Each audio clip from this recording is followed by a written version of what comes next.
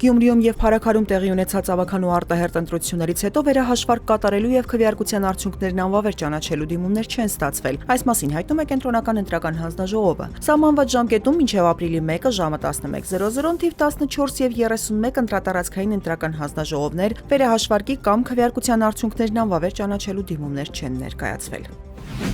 Կիրակի օրը մարդը կարող է լինել ոչ սթափ վիճակում։ ԿՊԱ-ական պատգամավոր Արմեն Խաչատրյանն այսպես է արձագանքում գործընկերոջ Վիլեն Գաբրիելյանի պահվածքին։ Ինչն է խախտել Վիլեն Գաբրիելյանը, եթե եղել է ոչ սթափ վիճակում։ Կիրակի օրով Գյումրիում ինչ-որ բան արգելված է, որ լինի ոչ սթափ վիճակում։ Հանրային պաշտոնյան չի կարող ոգելից խմիչք օգտագործել։ Factor TV-ի հետ զրույցում ասել է Խաչատրյանը։ Հիշեցնենք, Կիրակի Վիլեն Գաբրիելյանը Գյումրիում հայտնվել էր սկանդալի կենտրոնում, ըստ տարածված տեսանյութերի ոչ սթափ վիճակում սեռական բնույթի հայհոյանք է հնչեցրել լրագրողի հասցեին։ Այսօր արդեն Գաբրիելյանը հայտարարեց մանդատից հրաժարվելու մասին։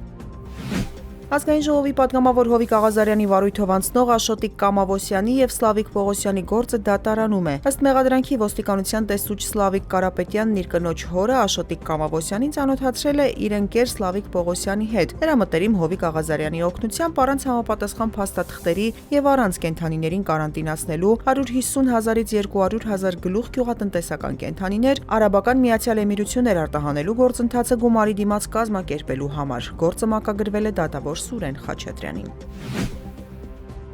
Իրանի նախագահ Մասուդ Փեզեշքյանն առաջիկայում կայցելի Բաքու, նրա այցը նախատեսված է ապրիլին։ Մինչ այդ Ադրբեջանում է Փեզեշքյանի քաղաքական հարցերով խորհրդական Մեհդի Սանային։ Ադրբեջանի նախագահ Իլհամ Ալիևի հետ հանդիպմանը նա քննարկել է երկկողմ եւ տարածաշրջանային մի շարք հարցեր։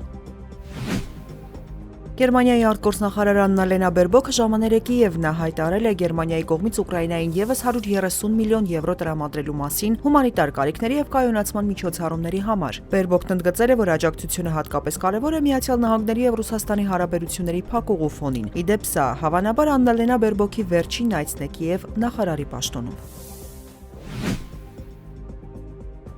Ուկրաինայի արտգործնախարար Անդրեյ Սիբիհան հայտարարել է, որ Կիևը ամերիկյան կողմի հետ խորհրդակցություններ է սկսել օգտակար հանածոների մասին համաձայնագրի նոր տեքստի շուրջ։ Նա ընդգծել է, ուկրաինական կողմը տրամադրված է կնքել փաստաթուղթ, որը կհամապատասխանի ինչպես Միացյալ Նահանգների, այնպես էլ Ուկրաինայի ազգային շահերին, հավելելով, որ Կիևը կաշխատի ամերիկացի գործընկերների հետ ստորագրման համար փոխընդունելի տեքստի հասնելու ուղղությամբ։ Նախորդին ԱՄՆ նախագահը հայտարարել էր, թե Ուկրաինայի նախագահ Վլադիմիր Զելենսկին ցանկանում է դուրս գալ օգտակար հանածոների գործարքից։ Թրամփը սպառնացել էր Զելենսկին մեծ խնդիրներ կունենա, եթե անի դա։ Հայաստան-Վրաստան սահմանային գոտում երկրաշարժ է գրանցվել, որը զգացվել է մի շարք բնակավայրերում։ 3.5 մագնիտուդով երկրաշարժը գրանցվել է Բավրա գյուղից 13 կիլոմետր հարավ-արևելք։ Էպիկենտրոնային գոտում ստորգետնյա ցնցման ուժգնությունը կազմել է 4-ից 5 բալ։ Երկրաշարժը զգացվել է Շիրակի մարզի Գյումրի քաղաքում, Բավրա, Սարագյուղ, Թավշուտ, Ղազանչի, Մուսայելյան եւ Ամասիա գյուղերում, ինչպես նաեւ Լոռու մարզի Տաշիր քաղաքում։